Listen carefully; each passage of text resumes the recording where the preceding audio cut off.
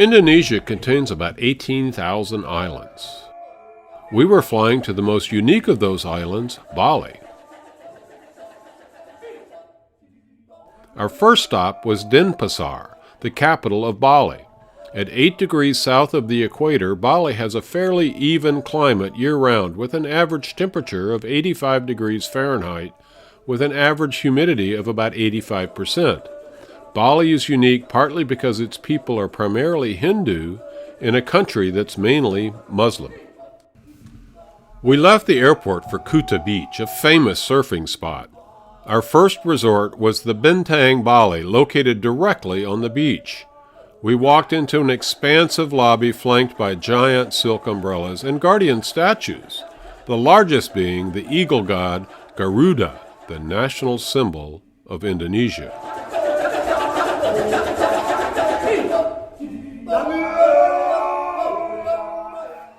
We were welcomed with cool, refreshing drinks and shown to our room for our first night in enchanted Bali.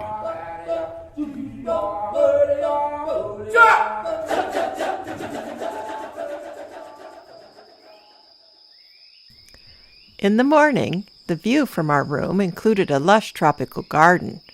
We were joining our guide and the other travelers on our tour for a morning walk along the beach.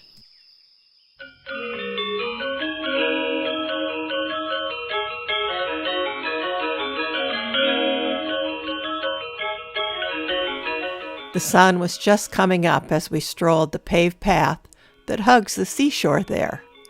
A few boats bobbed in the surf beneath the dormant volcanoes as we passed a Hindu pura, or temple, with intriguing statues painted in bright colors and gold.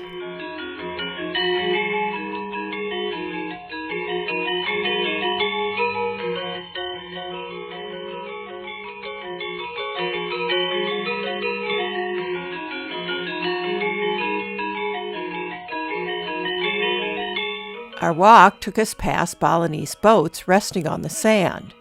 We then came to the famous surfing area of Pantai Kuta, or Kuta Beach.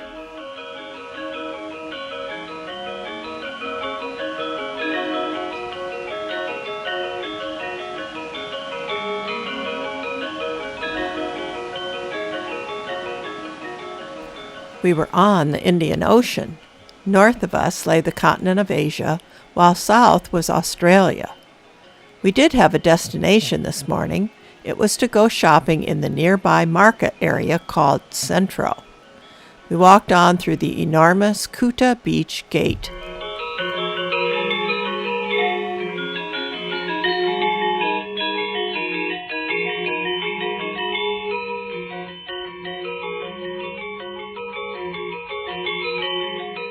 Signs for American food companies dotted the skyline.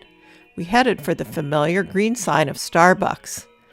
There we found Komodo and Sumatra coffee, each named for an Indonesian island.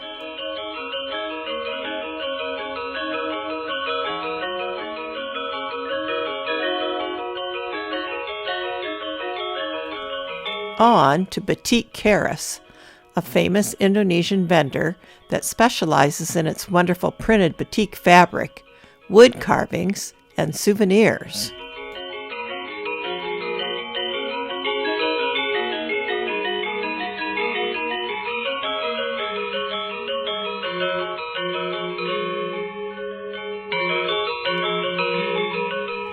Batik was on masks and clothing printed in its intricate patterns of limitless colors. Of course, we bought a few batik items and then rejoined our group back on the beach.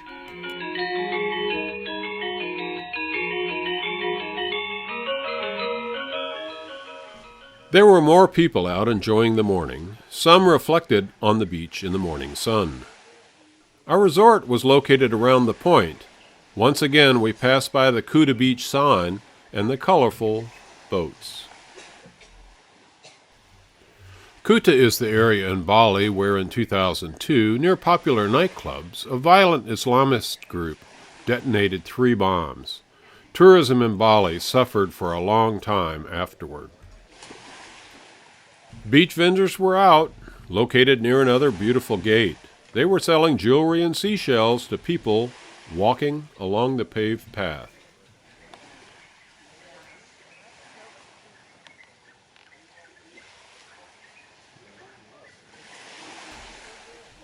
We passed a hotel with a heliport right on the beach.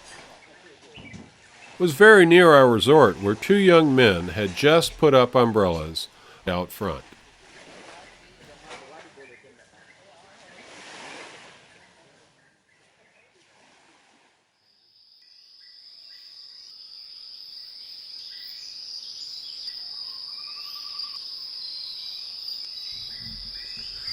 We passed our pool, styled after a temple, at our Bintang resort, and walked through the garden into the hotel to have our buffet breakfast.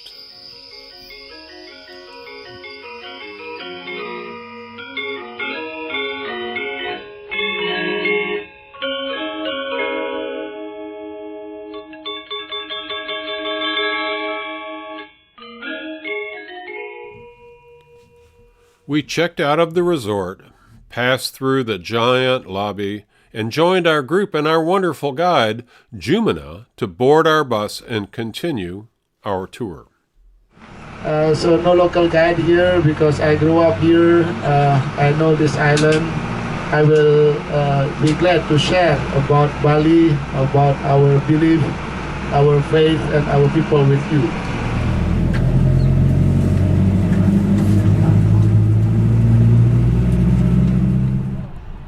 Overhead, we began to see penjor, long bamboo poles with tassels towering above us. We had arrived during the most important Balinese Hindu festival, Galungan. We were given plumeria flowers to wear as we walked into an open-air restaurant surrounded by bright green rice fields.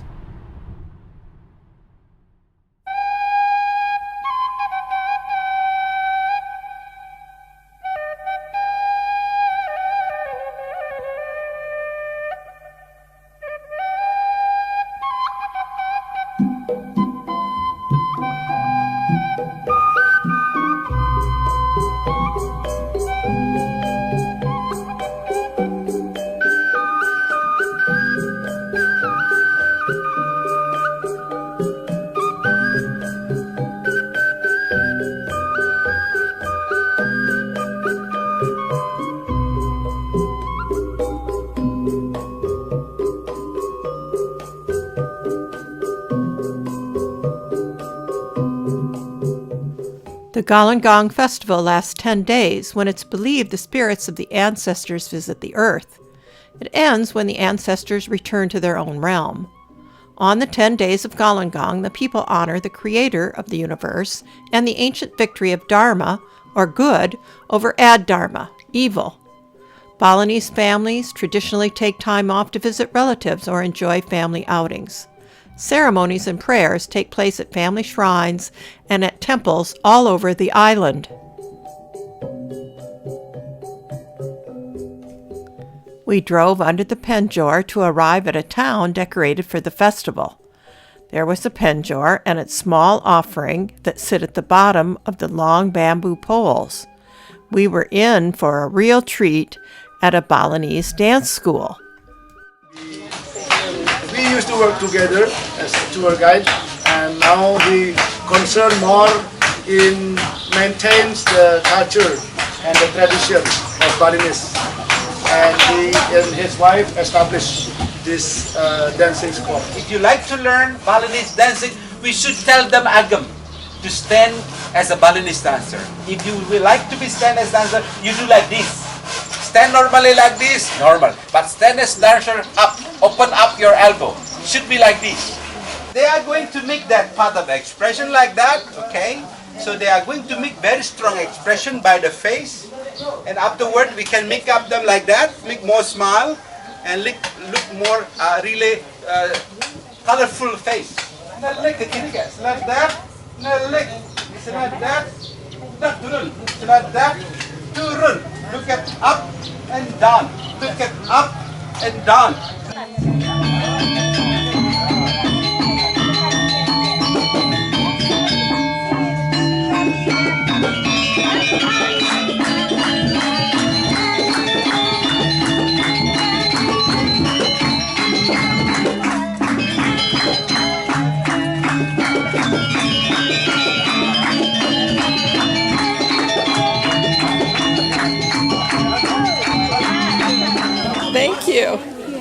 our class will come and show you for all the gentlemen, okay? For all the gentlemen, afterward the ladies, and let's come back to the gentlemen.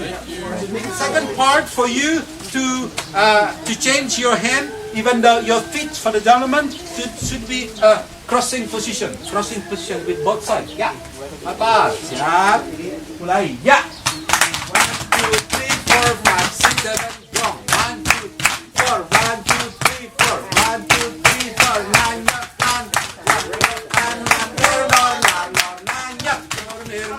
and go. 3. Look at up and 4. Look at up and 5. Look at up and 6. Look at up and 7. Look at up and 8. Look at up and 9. Look at up and done. Yeah. You're learning very quick. Huh? Good marching. Yeah. Go ahead.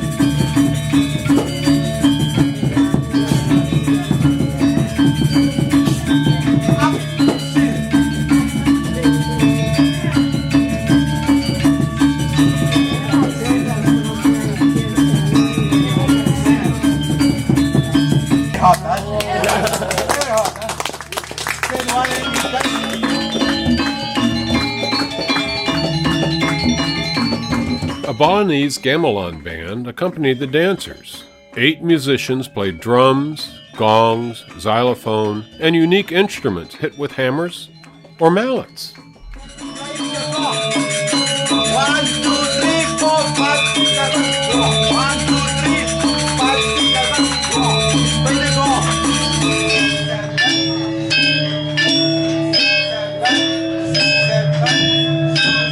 Our group participated in the dancing and playing in the gamelan, giving us a wonderful Balinese musical experience.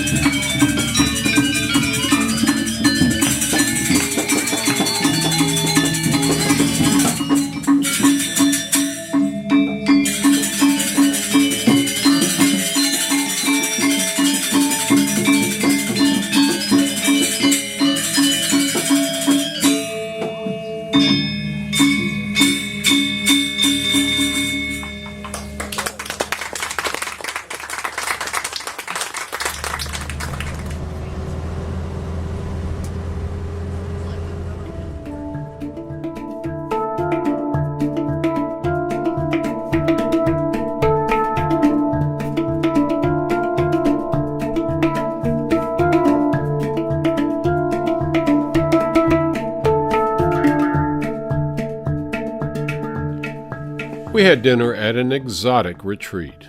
We were greeted by the elephant deity Ganesh as we walked through the grass roof buildings to find our dining table.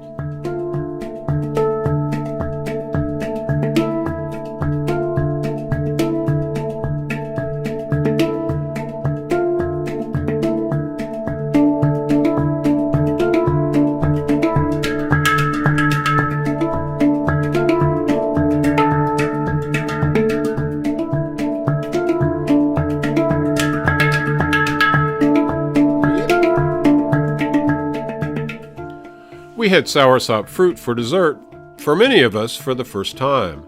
Then we took a tour of the lushly landscaped retreat with its unique architecture, nestled in the middle of the enchanting paradise in Bali.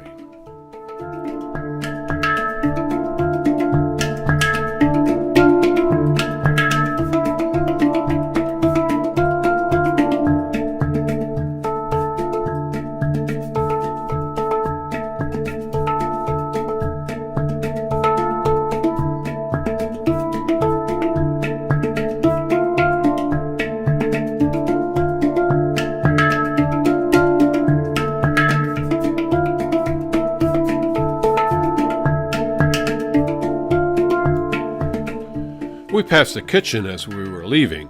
We would have loved to have taken a lesson in Balinese cuisine in this wonderful facility. Then again, we passed Ganesh and a nearby altar as we reboarded our buses.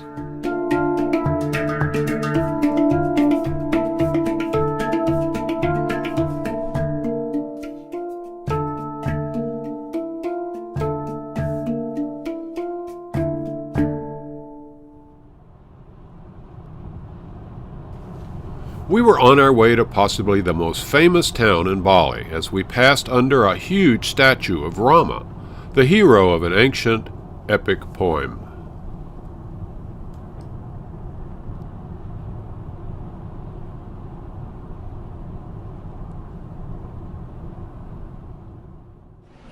Yeah, everyone, this is the part of the main street of Ubud.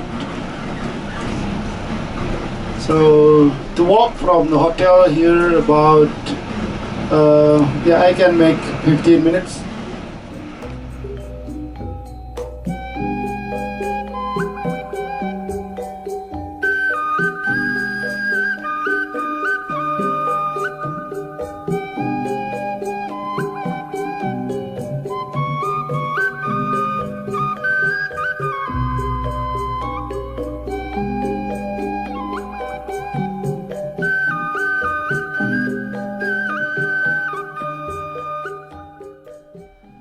We passed under flowering vines at our Ubud resort to get to our room at the end of a long paved pathway. There we found the first of 2 pools at the resort. This one directly across from our beautiful room. We made plans to join others from our tour for a drink that evening. We went upstairs to the dining area that overlooked the second pool at our lavish tropical resort.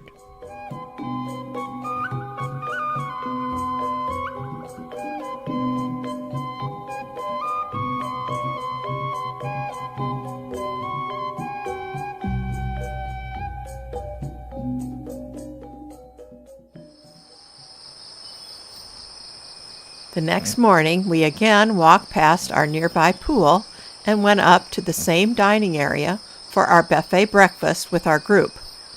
After that, we were going out for a tour.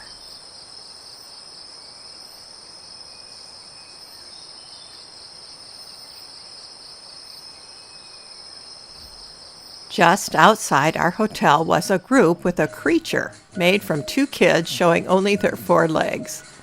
They were parading with their small gamelan band as part of the Galungan celebration.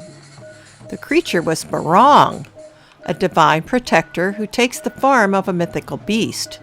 It's believed that Barong's presence restores the balance of good and evil.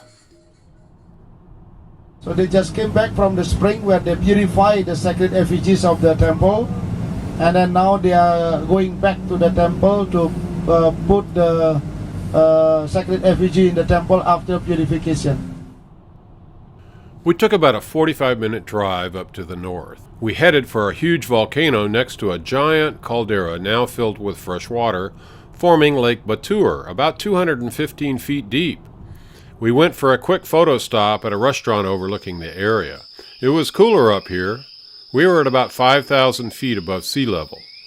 The large volcano last erupted in 2000. Offerings of Konagsari, the first of many that we would see, had been left nearby. The ash from the volcano has made a lush landscape next to the caldera that was formed 29,000 years ago.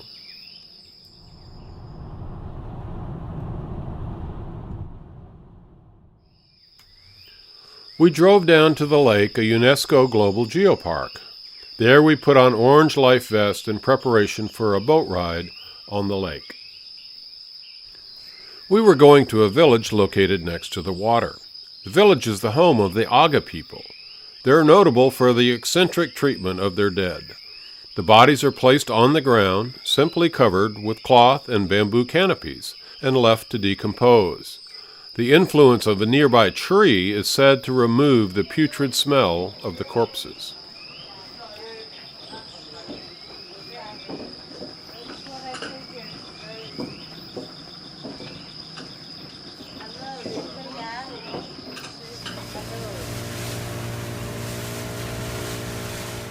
We departed for the village, going past a man with a net, fishing from a dugout canoe made from a tree trunk.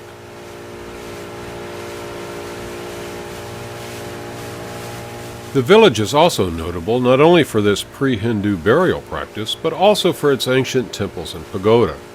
The village became Hindu in 1343 when Islam arrived in Indonesia, and some Hindus left the island of Java and came here.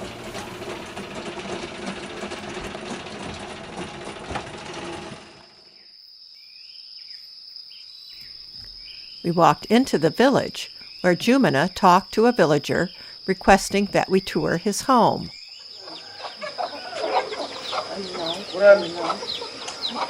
His wife at found kitchen and there where they live. Kitchen over there and they live here. The villagers live mostly outside, but have houses with sleeping platforms with adjacent storage for some shelter.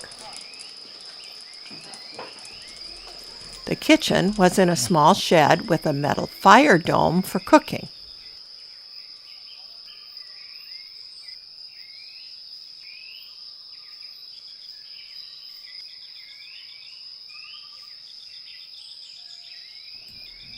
We walked on through the village with metal roofs on many of the buildings and a convenience store for the purchase of small items.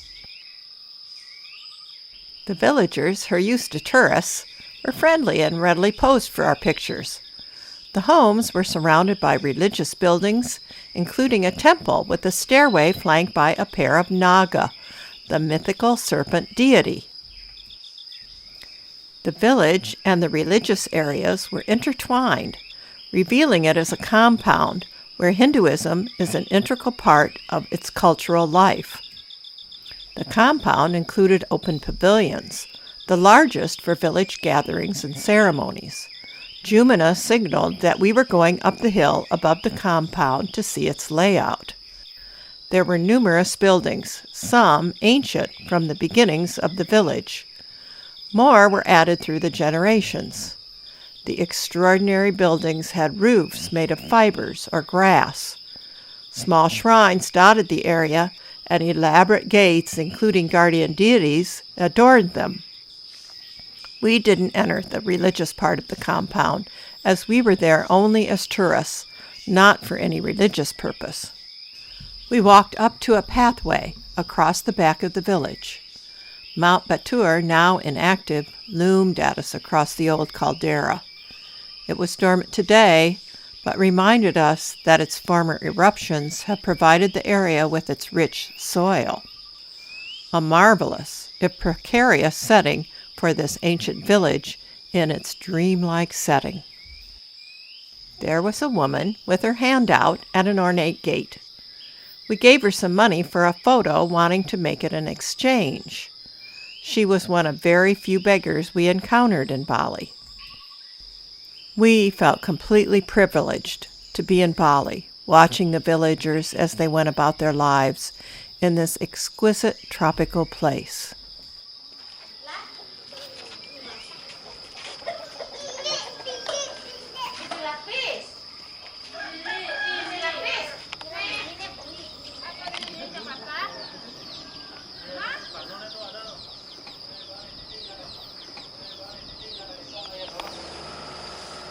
We left the village in our boats, passing their fish farm to go to their unique cemetery a bit down the way, also on the lakeside.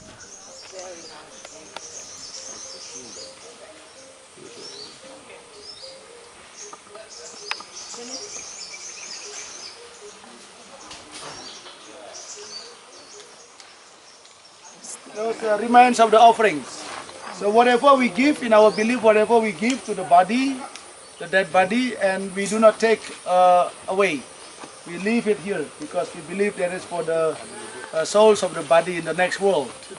And this is the big tree. I told you, the big tree that produce odor, minimize the smell of the graveyard or cemetery. And this called Taru Menyan or Terunyan. That's the name of the village come from. The name of the village derived from the name of this big tree. And the local people believe this big tree contribute the odor to minimize the strong smell of the disease, the body. Are there more villages that do this or just this one? This is the only village do this kind of tradition. In Bali? In Bali, in Indonesia. Really? Yes. Yes, in our country, this is the only village where they do this kind of tradition. But as I said, this is the cemetery only for those who die because of natural reason. For the baby and also children before 12 and people who die because of unnatural reason like suicide, accident, they have different cemetery. As we were leaving, we noticed a small offering next to some bones. Suddenly, a squirrel came and took the bright package. Not all offerings are left to decay in the cemetery.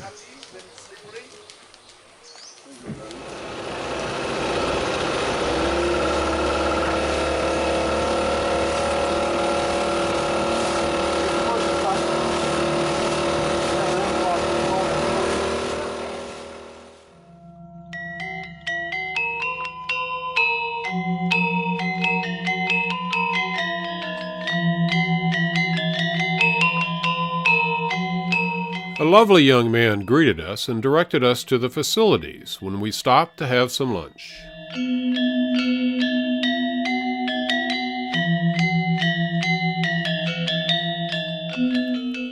We then had a very abundant buffet served in opulent style with all kinds of deep-fried, stir-fried, steamed dishes, and fruit.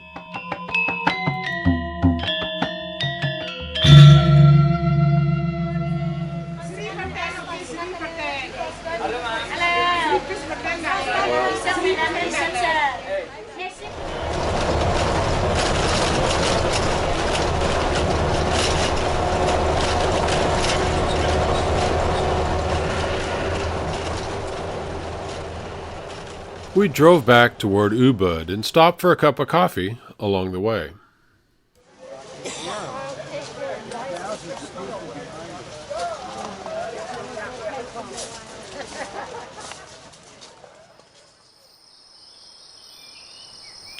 Winding through a small forest, we passed bushes with bright coffee beans growing on them.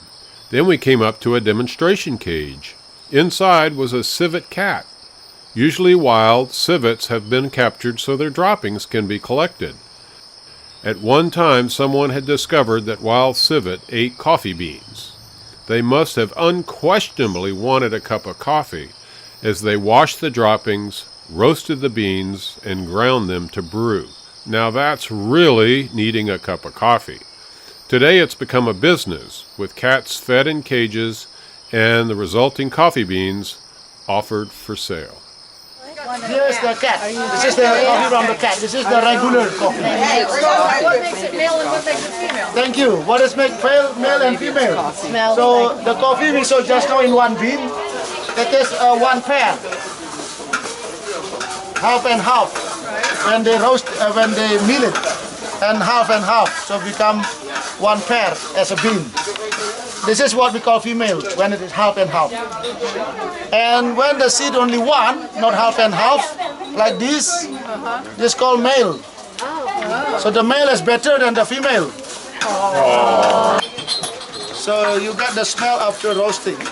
It's a coffee powder. Next topic. This is cappuccino. I want to get some native. A cup of cappuccino was the equivalent of $3.70 US, very expensive for Indonesia. We were unsure about drinking this, but we were traveling to have new and different experiences. So, bottoms up!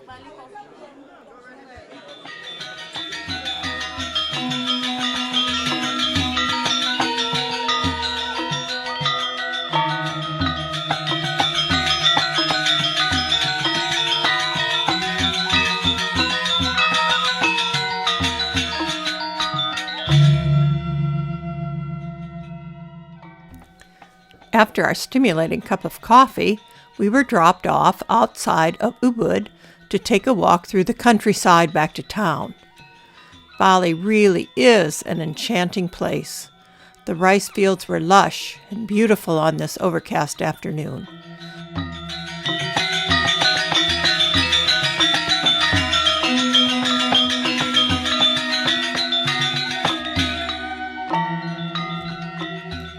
We walked past stores with brightly colored umbrellas outside of them. We passed through small villages and a statuary shop filled with intriguing items. There were beautiful gates, some with decorated shrines, and others with wonderful doors and statues.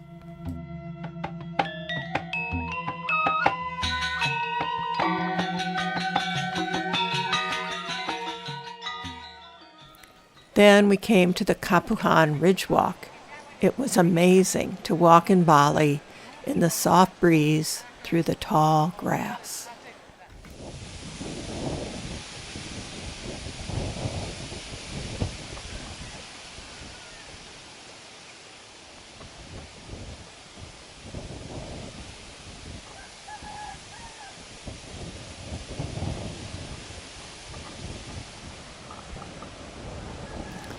Below us, a man harvested some grass from the verdant hillside. It would be used for nearby roofs.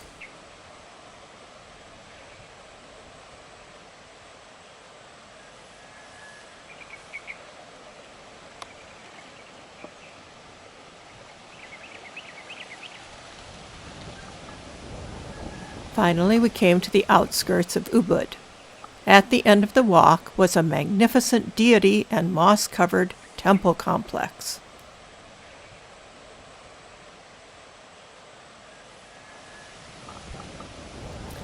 The grotesque deities made a fascinating totem pole of scary faces with the bird god, Garuda, at the top.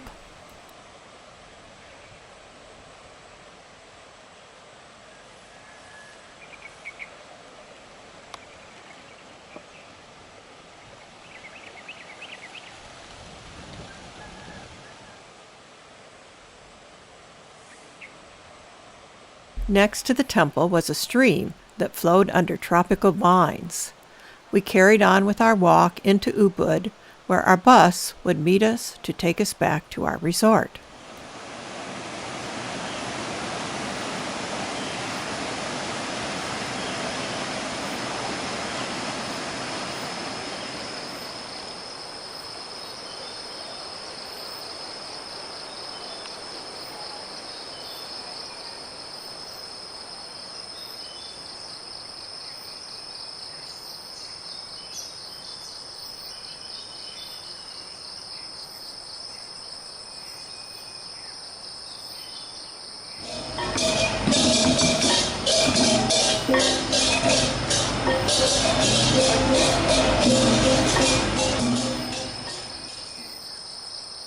We returned to our resort where we had a tropical rain that evening.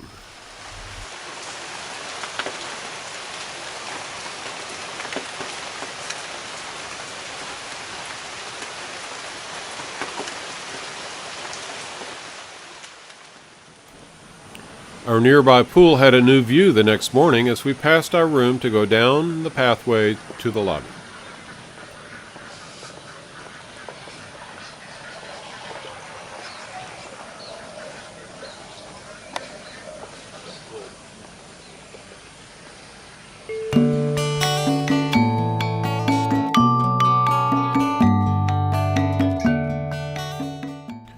were taken into downtown Ubud to explore on our own.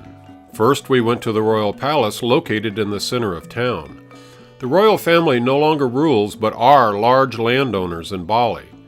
One prince has married a famous movie actress.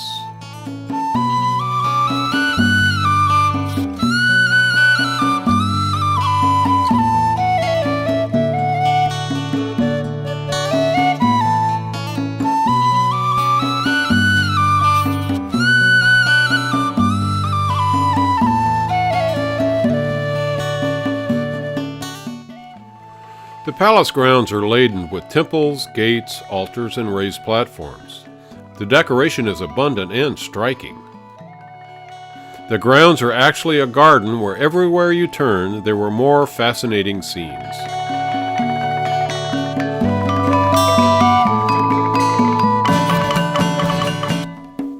A man came along carrying a tray of kanigsari, the offerings we were seeing everywhere.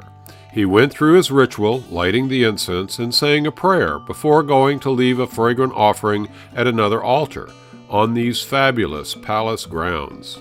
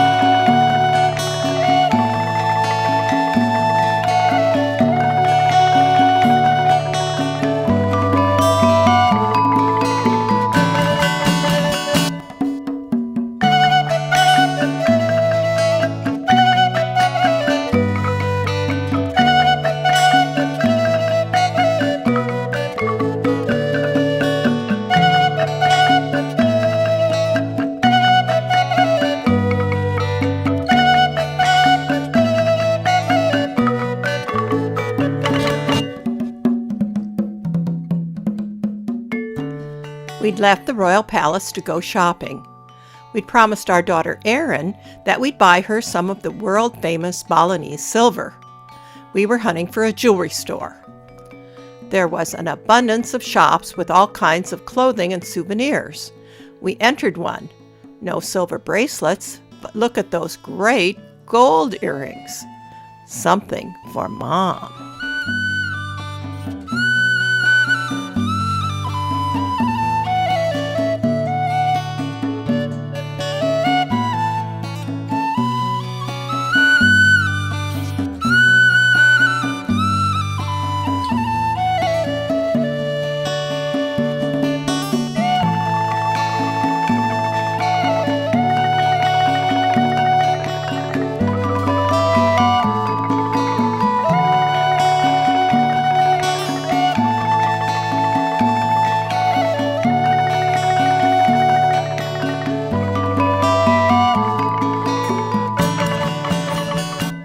We came to the fabulous statues lining the streets in front of a huge temple complex.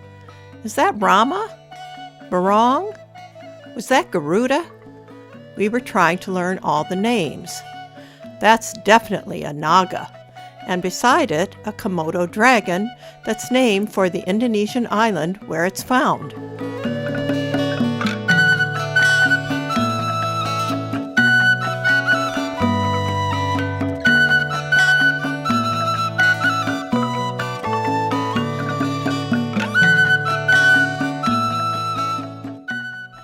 A sign saying silver drew us in. The window was filled with bracelets and all kinds of silver jewelry. It turned out that the owner is a very famous Balinese silver designer. We texted pictures to Erin in San Francisco, and she texted pictures she found on the internet. What a modern shopping experience! And what beautiful jewelry! We bought several pieces and left the shop delighted with our encounter. Triumphant.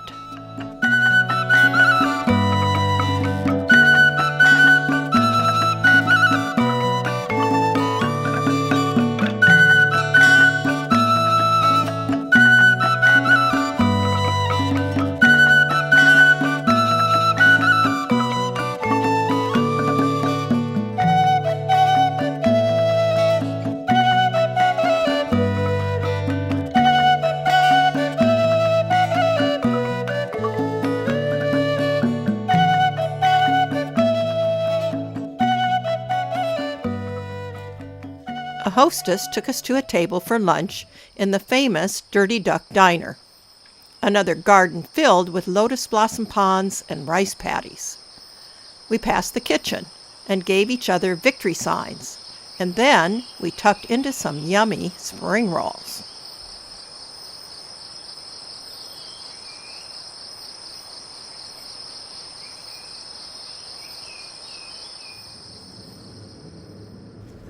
After lunch, we met up with our group to go to a nature reserve and Hindu temple complex in Ubud, the sacred monkey forest sanctuary. Its Hindu mission is to provide an area emphasizing the three ways to reach spiritual and physical well-being: harmonious relationships between people in the natural environment, and between people and God. We entered the sanctuary, meeting nature here in the form of monkeys in a lush rainforest.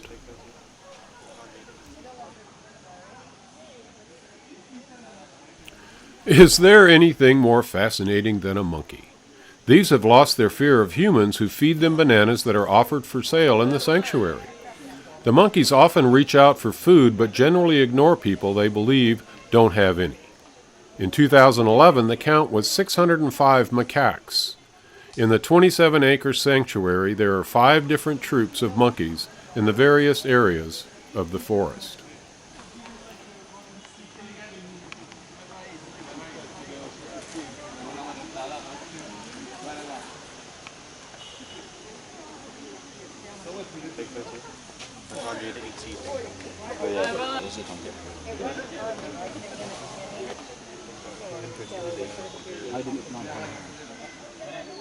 Park personnel carry slingshots to intimidate aggressive monkeys, and they intervene quickly in a bad confrontation between monkeys and people. The monkeys watch the people as we watch them, always conscious of activities nearby. Oh, that's another baby running.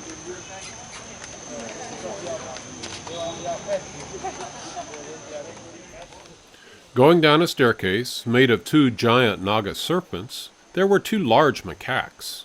They had staked out a prominent place for getting fed by the people passing them. The staircase hangs over a stream and over other passageways in the forest.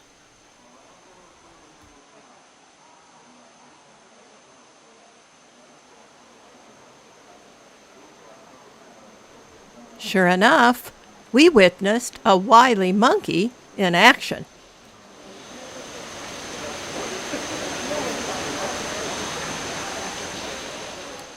The Naga stairs stood below enormous banyan tree roots that hung above, a great place for a souvenir photo. Beyond lay a small pool that looked very exotic, with the banyan roots cascading from above.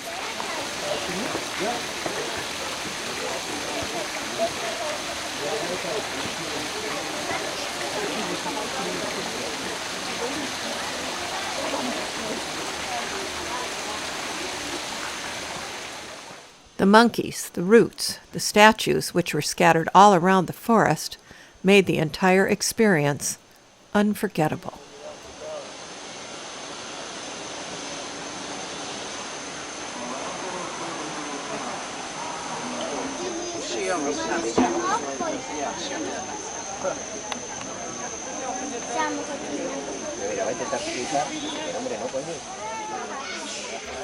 We did leave the forest with the feeling of harmonious well-being that was the mission of the sanctuary. So the question just now, how long the monkeys have been living in the forest. So the local people said, so the monkeys have been there since the temple was established around 18th century. So there is a holy spring temple where we were just now. We walked down, and people come down to collect holy water, and they use the holy water as a part of the ritual.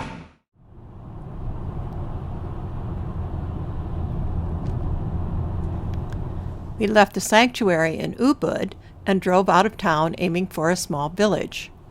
Wherever we went, there were plumeria-laden trees and penjor with their small offerings at eye height. There were always motorbikes, and often dogs and kids. In other parts of the world, you frequently see men sitting in cafes. In Bali, when they gathered, they were usually together on raised, covered platforms.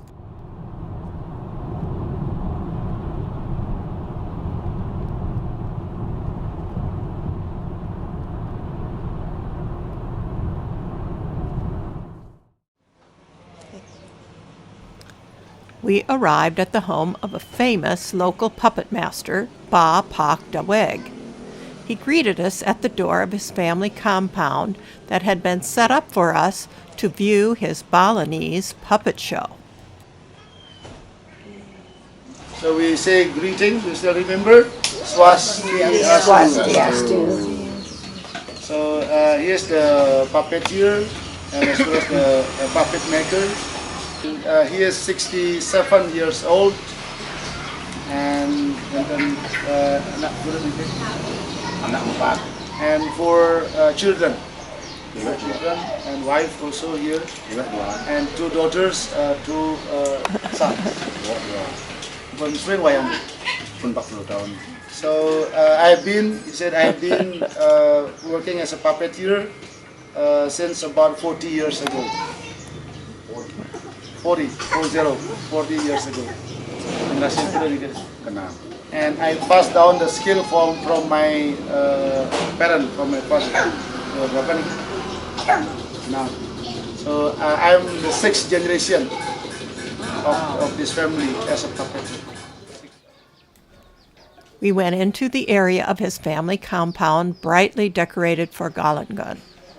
Balinese Hinduism is a combination of many traditions with the belief that all of the gods are manifestations of one supreme being, Asintya.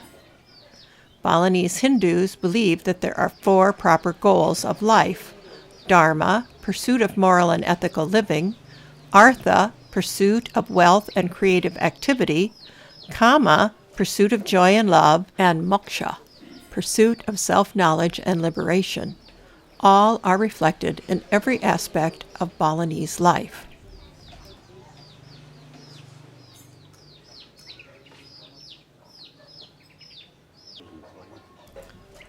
We left the shrine area and went to where the puppet theater had been set up for us.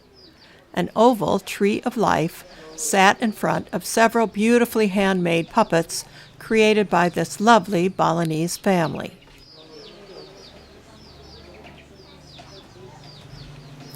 The oldest son demonstrated how the family makes the puppets. So here's the puppeteer and the puppet maker.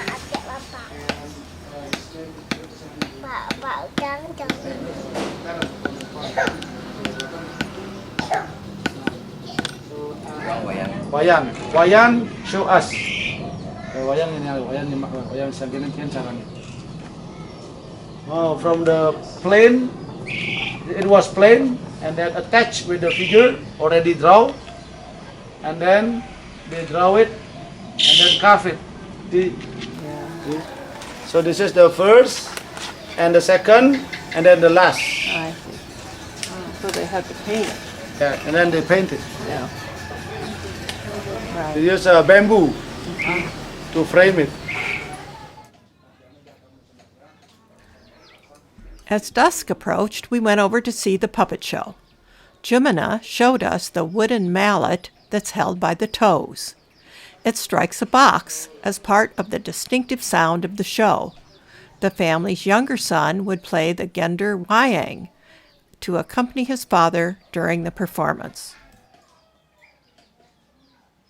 Performed since at least 930 CE, the characters are well established and the stories are timeless. Okay, he's going to start the show and accompanied by his son, the youngest son, the youngest child, play an orchestra.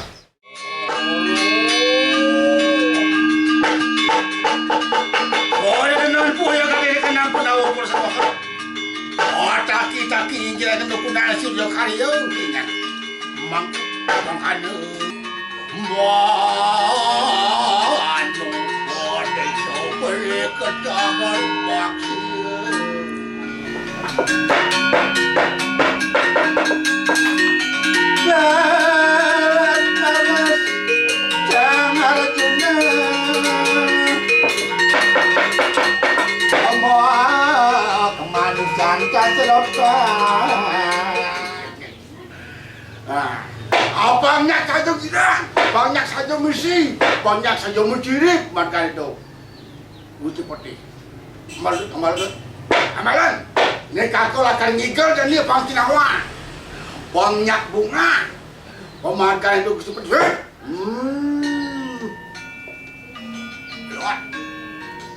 oh, enak po kita malu kulit kalawan sila pandang bersama.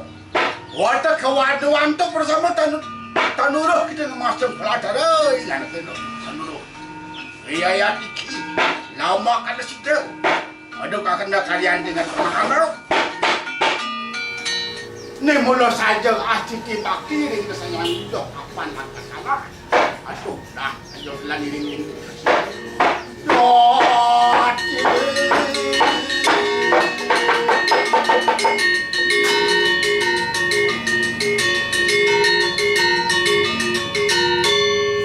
Thank you.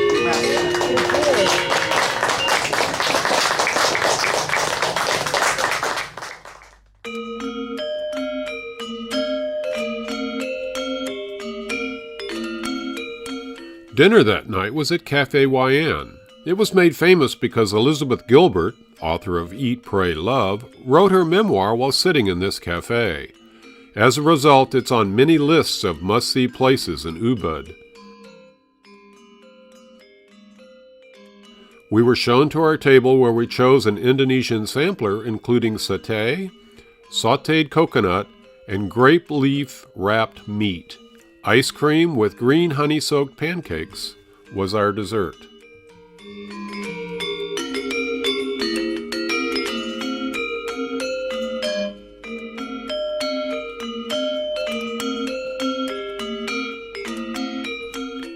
There was a full moon that night. That meant the next morning was the final day of the 10-day-long Hindu Galungan Festival. We were excited as we left our room. We took a walk around the garden at the back of the resort. Open spaces in resorts we visited usually were filled with rice fields. They certainly created a relaxing atmosphere for the guests. Buddha also relaxed here.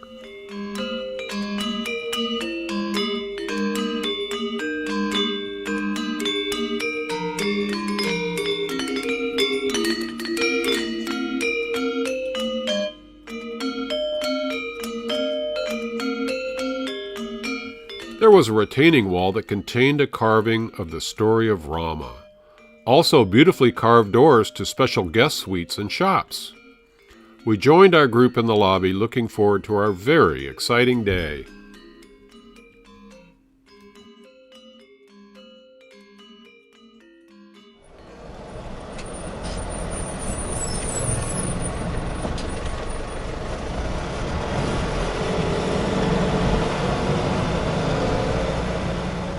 The observance of Galungan is celebrated according to the lunar year.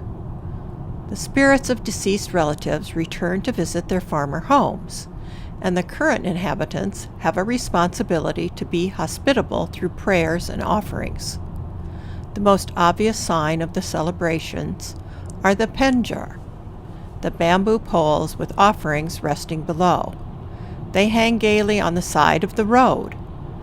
Each of the 10 days of the celebration are marked by a particular activity. This final day of Galungan is the day the spirits of the ancestors depart. It's a day for prayers and offerings as the spirits go back to their own realm. We drove past people preparing for the remembrance. We too would take part in this final day in a purification ceremony where offerings would be provided for us. This would take place at a temple complex out in the countryside. We wore our bathing suits, as the ceremony included being immersed in a river and under 9 fountains as we proceeded beneath their spouts. We also received blessings from Hindu priests, all while we joined with Balinese families as they too brought offerings and received blessings.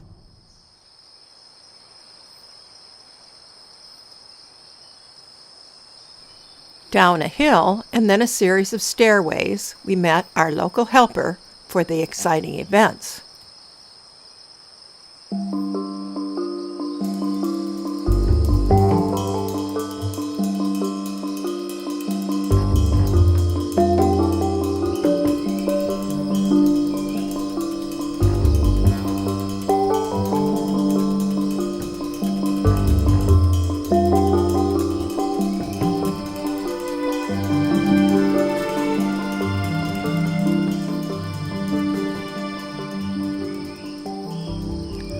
Our helper dressed us in sarongs, and then we went to a series of lockers to put in our clothes after stripping to our bathing suits.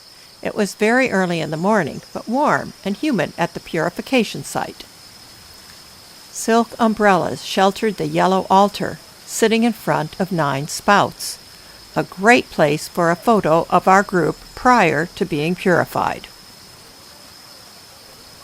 We waited for our turn as others were receiving purification and blessings from the Hindu priest at the small covered platform. It was stunningly beautiful, with the water cascading down, the umbrellas, silk-covered statues, and families dressed for the occasion gathered at the waterside. They brought colorful offerings to be given during the ceremony.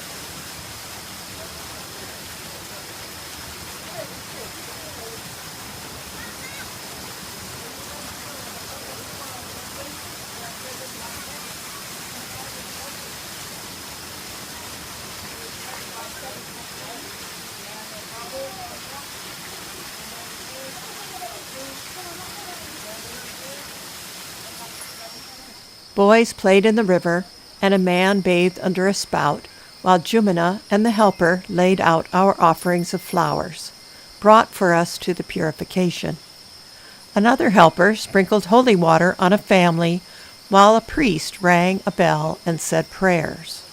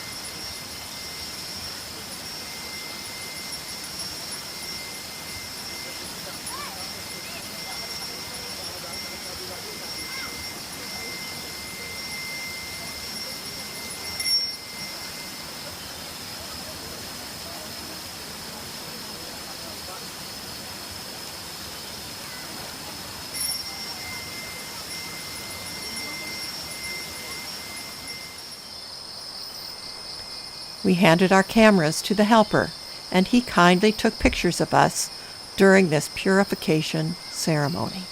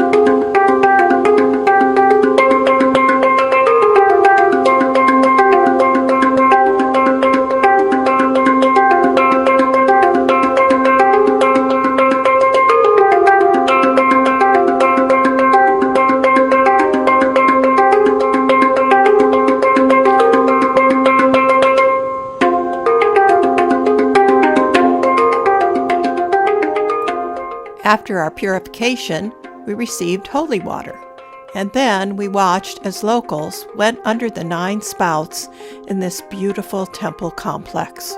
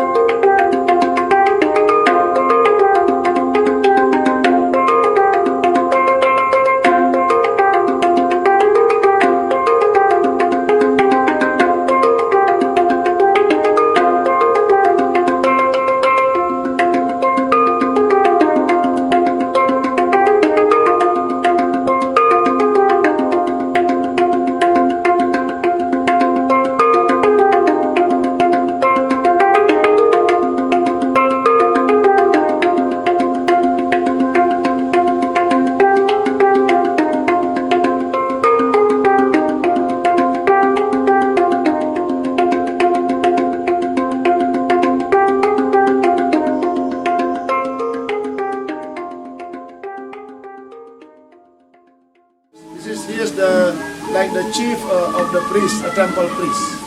Not high priest, but temple priest. Only in this temple. He is appointed by the villagers, by the community.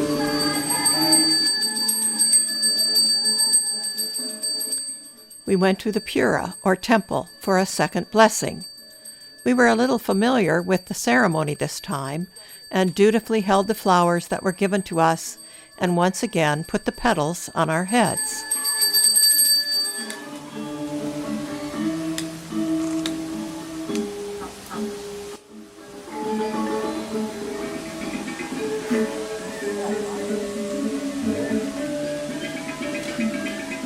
The priest gave us holy water to drink, and he anointed us.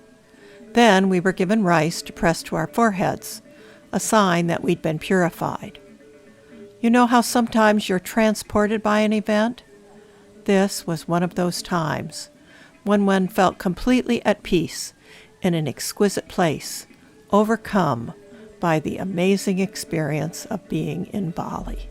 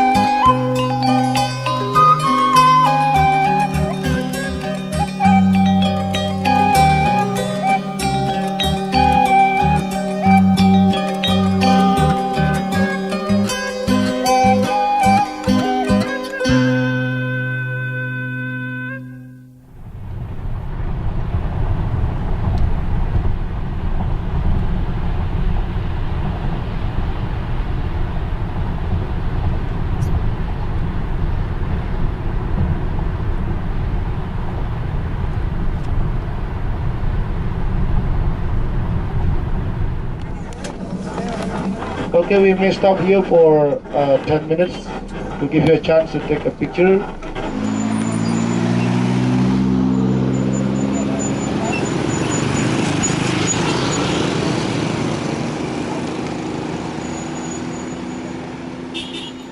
On our way north, we stopped by the road near a huge field of flowers. Pickers were dressed to avoid getting too much sun as they walked through the fields finding fully developed blossoms. These would be used for offerings, the kanagsari, and in bowls of blossoms we had seen everywhere. I forget what is the name of this flower. Helis.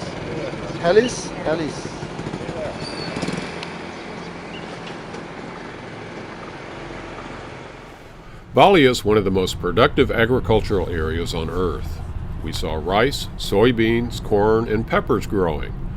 Balinese practice rotation of their several crops per year. Agriculture is the largest employer of over 4 million citizens. Tourism is second.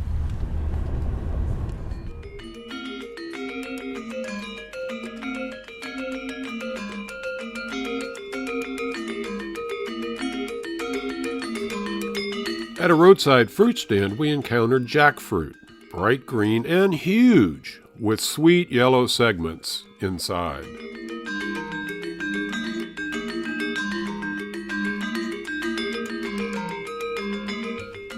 The owner of the stand and her husband circulated jackfruit segments right next to the kanagsari. The fragrance of the fruit and the incense mixed with the flavor and color of the ripe fruit combined to fill our senses.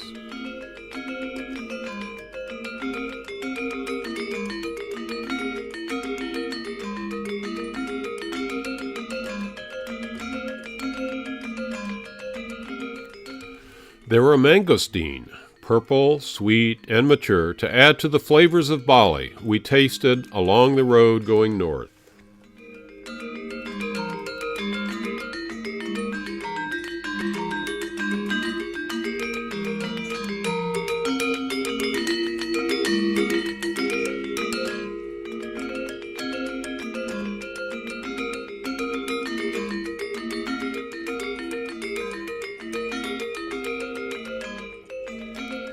We stopped for a bathroom break at a restaurant overlooking green fields. Volcanoes rose up in the distance. We had climbed in elevation. Up here at about 4,000 feet, flowers and rice gave way to broccoli, beans, and cauliflower. Our destination was another caldera that had filled in to form another giant lake.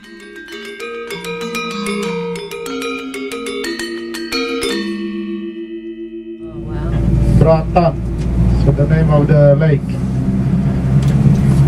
It is also a lake from the ancient crater.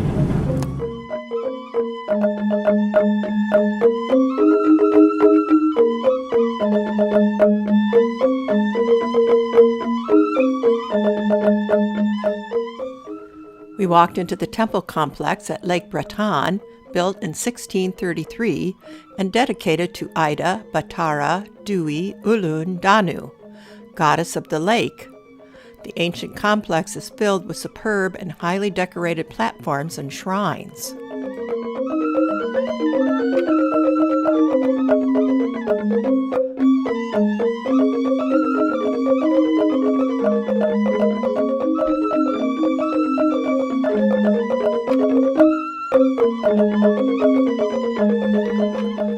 This complex combines Hinduism and Buddhism and also honors the famous Trinity, Brahma, Vishnu, and Shiva.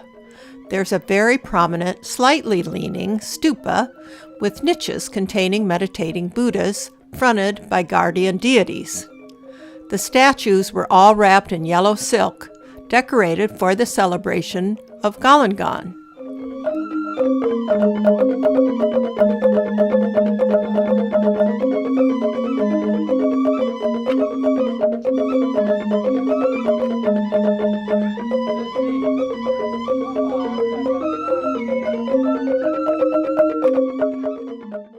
This complex has been the recipient of countless statues and shrines, many brightly painted, and today sporting silk and sheltering umbrellas.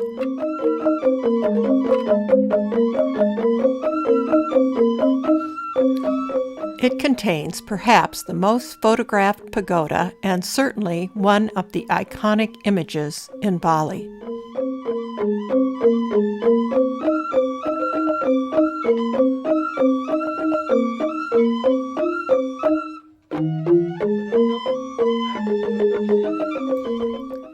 Ratan is known as the Lake of Holy Mountain because it's an incredibly important source of irrigation waters in Bali. The deepest part of the lake, the old caldera, is about 158 feet. We explored the temple grounds and had fun with the brightly painted statues there.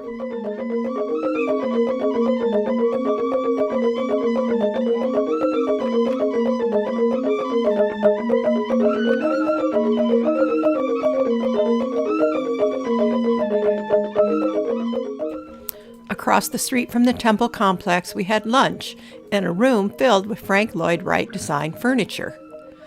The meal included a fried dessert.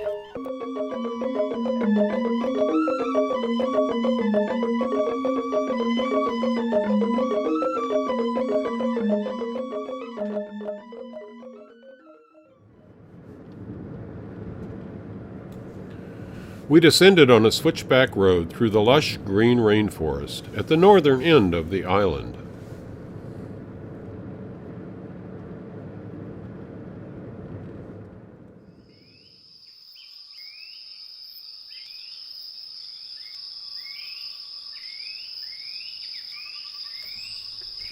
The Git waterfall is an area that draws adventure tourists who sometimes rappel down its face. We were just going to walk the path down to the falls, the most famous in Bali.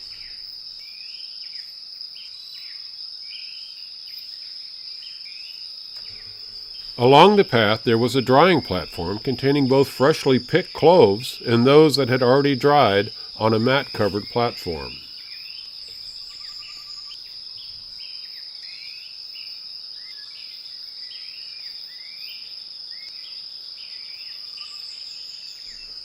We saw small piles of cloves drying as we descended. There were also clove trees growing beside the path. Climb the ladder and pick up the clove. I will show you. Oh, I will show you how. I don't want to climb. Uh-oh. Like this. So the ladder may not touch the tree because it will damage the tree. And they climb on it like that? Is that scary? Somebody They use so string. how does it...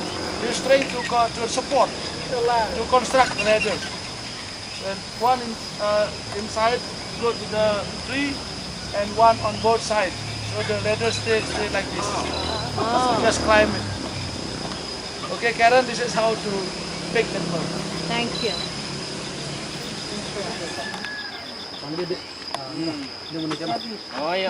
Oh, Beautiful. This is the flower. Does that have a smell? It does, a smell. I will show you.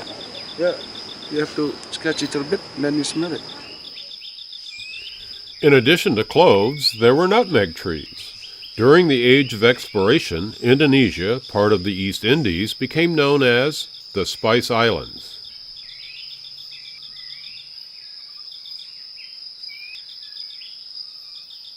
Yeah, they have to pick up the whole fruit and then take the outer shell off and get the nut. When it's old.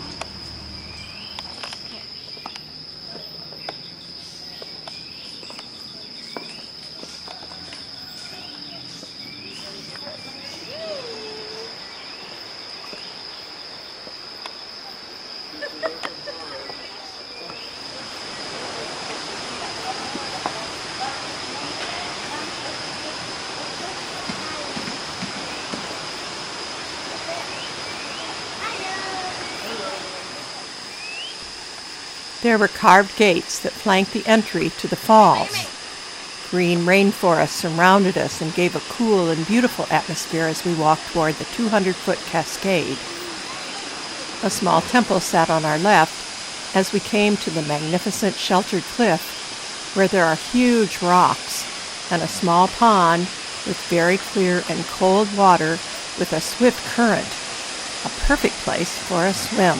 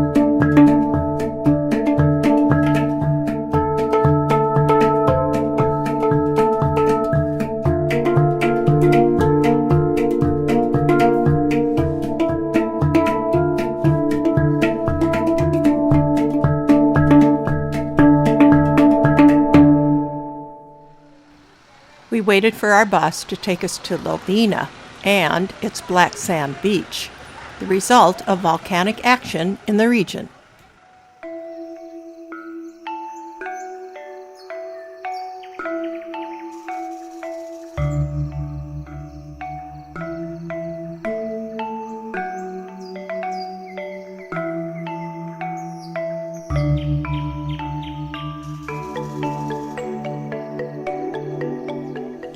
We were shown to our accommodations in the beach resort of Lovina.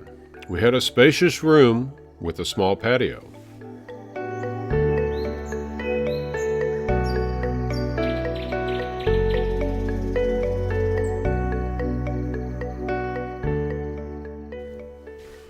We left our room and walked past a group having a dancing lesson in one of the few grassy areas that we saw in Bali.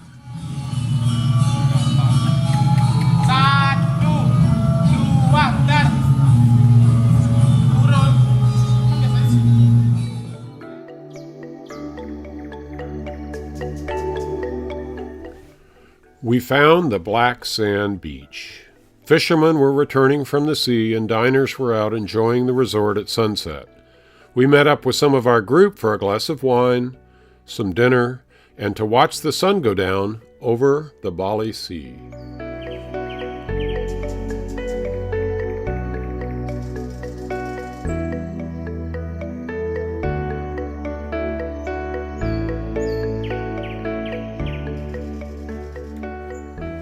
The following day, we were about halfway through our tour and decided to take a day just to rest and enjoy being on the beach.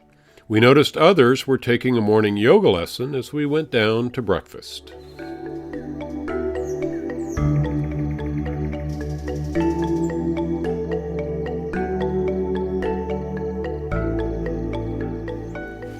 The buffet breakfast was served on a covered porch to catch the morning breeze floating in from the seashore.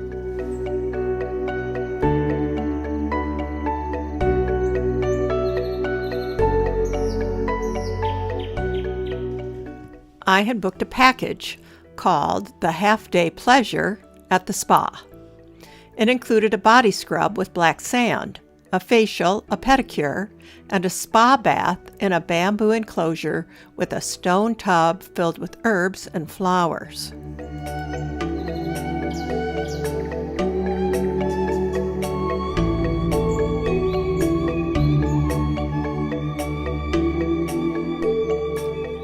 Afterward, Van and I met to take a swim, first a dip in the luxurious pool.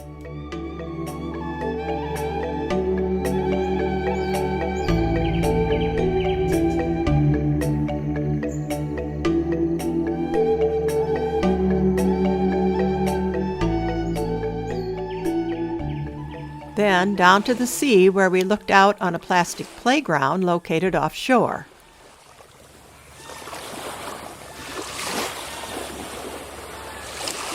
We took a stroll on the black sand beach, passing a young family out having fun, and the outrigger boats that we thought looked like water bugs.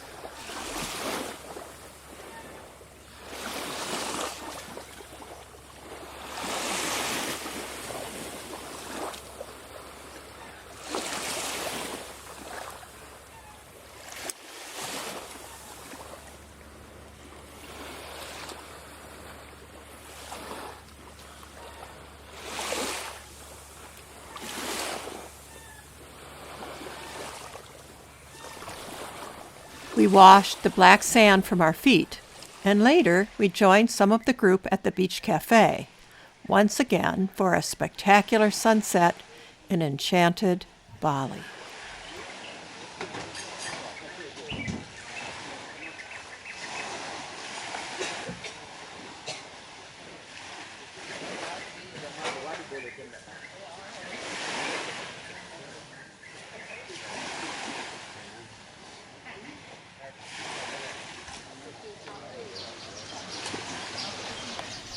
Before sunrise the following morning, we put on our orange life vests.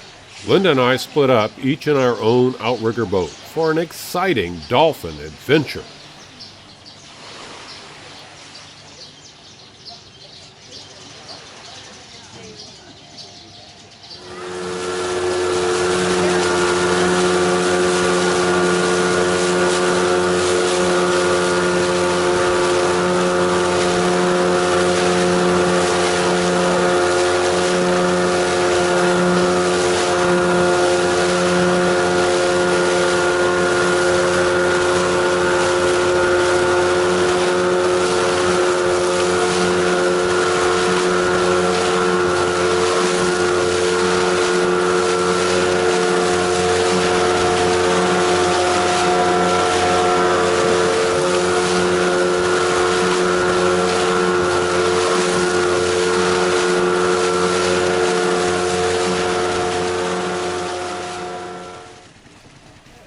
We went out on the Bali Sea where we met up with a large number of outriggers. Everyone wanted to see the dolphin and see them run.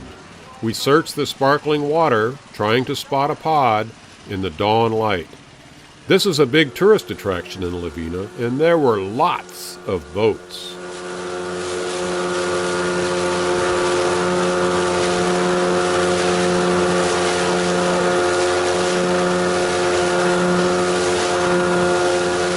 It was exciting to see the dolphins, who quickly appeared and disappeared in the rising sunlight.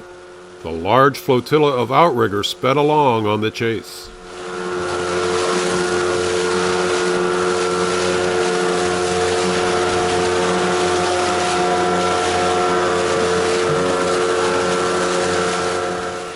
Our boat broke away from the pack, and then we had better luck.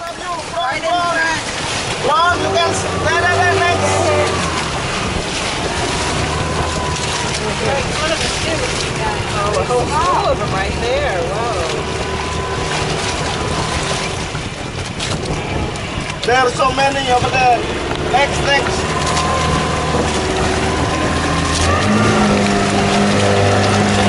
over there. Oh, there. There.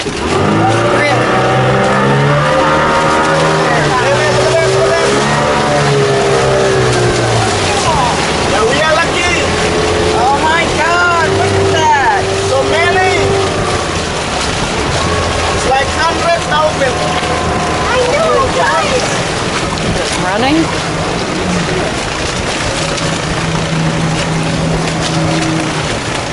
Oh my God. Oh, look at them. The dolphin just disappeared, and then we saw what they were after. You get a fish? Yeah. No, there's a fish.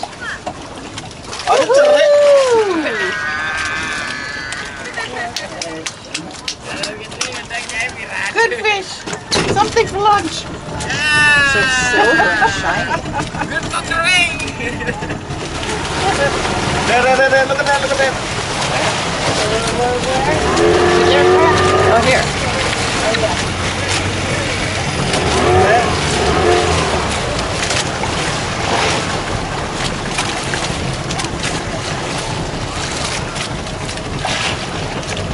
They want his fish. My boat began to have better luck too. The sun came in and out just as the dolphin also appeared and disappeared.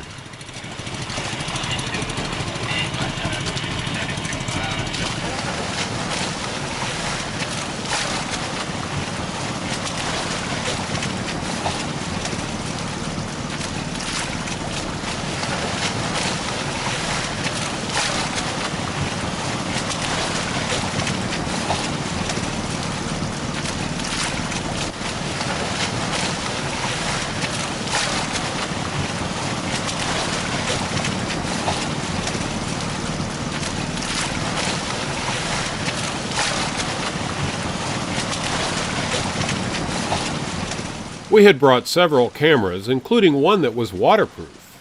We recorded a truly memorable experience on this stunningly beautiful and enchanted island of Bali.